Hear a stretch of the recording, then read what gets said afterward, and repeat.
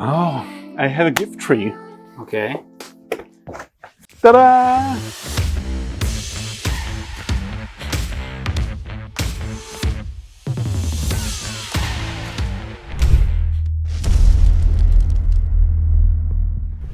So in the interest of full disclosure, I didn't buy this case from Maor. We got it from mycasebuilder.com for a review, but they have no editorial say about this video and they didn't get to see this video before it goes live. I love Maor. Maor is a great guy and a wonderful videographer, but he has a problem. His problem is that his rig is too wide and there isn't a single case in the market that can fit that rig. So we approached my case builder and asked them, do you have a case that can fit a 45 centimeter rig? They said yes. They actually had one case made by Duro that can fit that rig. The other thing is that that rig is highly customized, so we had to find a solution that would safely place that rig in a case for travel and transport. Maor had plenty of cases, a case for sound, a case for media, a case for power, and wouldn't it be nice if you could just have one big case for everything that you need for a single production? After going through dozens of cases, Maor had a very strong vision for the case he needed. And we built this case in 3 layers matching our production workflow. So the bottommost layer has the camera equipment, the lenses, everything that you need to basically build the rig. Then the second tray has monitors, cables, and support. And lastly, the topmost tray, which is the most accessible one, has power, media, and audio kit. Let's dive in. This is Maor's rig, and we're not going to talk about this rig. We're going to have a separate piece about it because I think it's pretty interesting, but let's just briefly go over it. So on the front, we have a Polar Pro matte box, then a Sigma lens, the BMPCC with 2 handles, one for focus and one for zoom, a place for the hard disk. This is a Tilta case. Then on the back, we have the FX Lion and the V plate, and over here we have the Atomos monitor.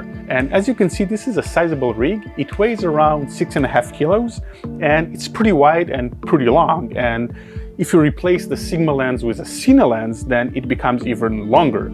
So it was a thing finding a case that can fit all this rig. Actually, to fit this in a standard case, we had to break the handles so it will go in a standard case, and the handles were just lying in there by the sides. So we were pretty happy to find a case that can fit the rig fully assembled. It actually saves you time on set if you can just pull the rig out and start shooting versus pulling the rig out and start assembling everything and connecting the wires.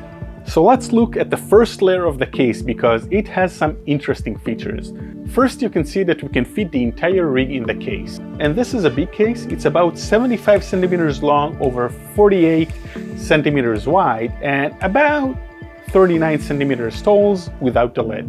As you can see, the rig fits perfectly into the case, and it's not an ordinary shape. The way that we made this is actually we took a top shot of the camera and we placed this shot in my case builder, and they kind of gave us an outline and we had to verify a few measurements. This rig is so tall that we had to make a cut in the second tray as well.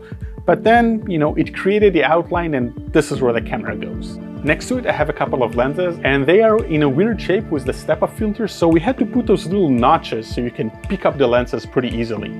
And then the shape of the case actually perfectly matches those lenses, so as the lens gets wider on certain places and narrow on others, so does the case. It gets wider at certain places and more narrow on other places. And here you see a nice feature where you can print on the bottom of the layout. So if you take a lens out of the case and then someone else puts it back, they know where to put it because it's written right there in the case. So for every single slot in the case, we have written up what goes in that slot. Aside from a camera, we have a bunch of stuff here, and there are different heights and different sizes. So although everything is kind of flush on the top, the bottom is actually built from multiple levels, and each level is at a different height. I mean, look at those plates, for example. Those 2 plates are short and they're flush, and this plate is longer and it's also flush. Isn't that amazing? There's one last lens that we hid in the case, and it sits under the Genie Mini. We do this because this lens is short, the Genie Mini is short, and we wanted to optimize space, so we have some notches and the lens fits in, and then on top of that, we put the Genie Mini. Here we have all the different step-up rings for the matte box, and we put them in little compartments where you can see the size on the top, so just so everything is nice and neat. Also on this side, we have all the Polar Pro filters set up in their case in a small notch, And next to it we have the lens support in a small rectangular box.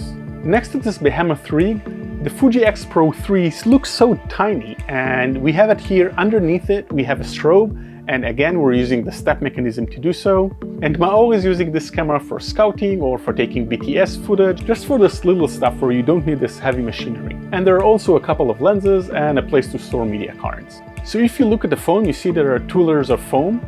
The bottom foam is the foam that actually keeps your gear safe, and then on top of it there's a piece of foam where you can print on. You can select between a few levels of foam stiffness, but this is the one that the guys from My Case Builder recommended for us.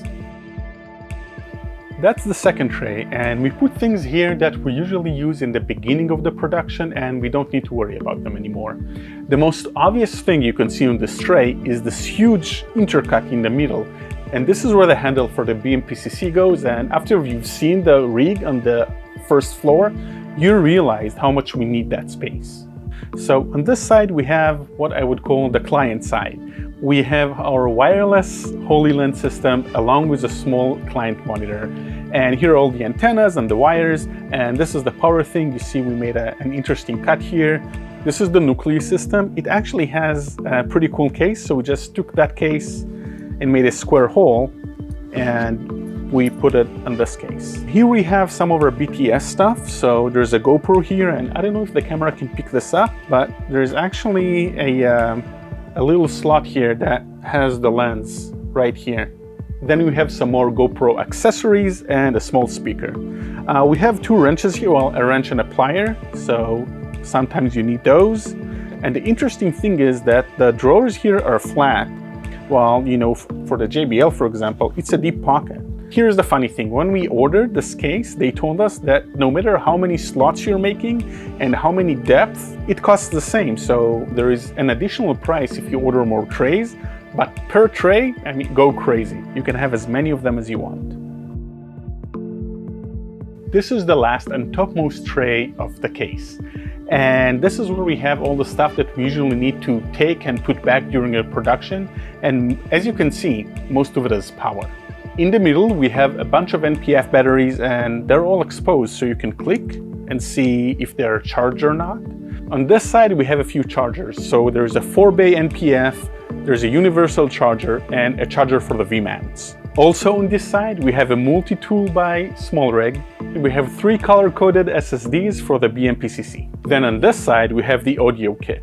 So we have the Lark wireless mic, the Zoom H5 with the omnidirectional mic, an XLR cable, a Sony shotgun, a handle, and lavalier mics. And we just keep them in those small boxes that you get when you order anything from SmallRig. So one thing we're pretty proud about with space usage is the way we handle rods. In one compartment, and it has 3 steps. One for the 30 centimeters, one for the 20, and one for the 15.